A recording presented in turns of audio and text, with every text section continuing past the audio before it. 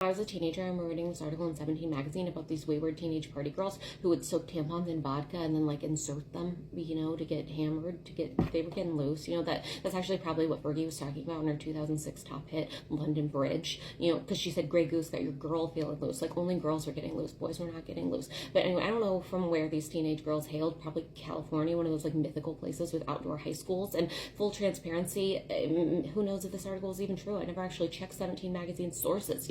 Maybe it was a cautionary tale, but I had forgotten all about it until the other day when I had a traumatic experience that reminded me of the vodka tampons. So I'm driving and I am holding a cup of coffee between my legs, which I know you're not supposed to do. We've all read about the McDonald's hot coffee frivolous lawsuit case study, but I did it anyway. And I went to pick it up and the lid popped off and I spilled coffee all over myself. And luckily it wasn't scalding hot. I wasn't actually burning myself, but I was extremely uncomfortable. And I look at my GPS and I'm still 13 miles away from home and I'm like, should I stop? But if I stop, what could I even do? I just have to drive 13 miles wearing coffee panties. So I get almost to my house. I'm like a third of a mile away from my house and I'm stopped because there's a road crew working on the street. There's like a water main break and I start panicking and I'm like, oh my God, I feel like I'm having a heart attack. And at first I thought maybe it was just because I was super uncomfortable. But then I was like, is like coffee soaking into my uterus right now?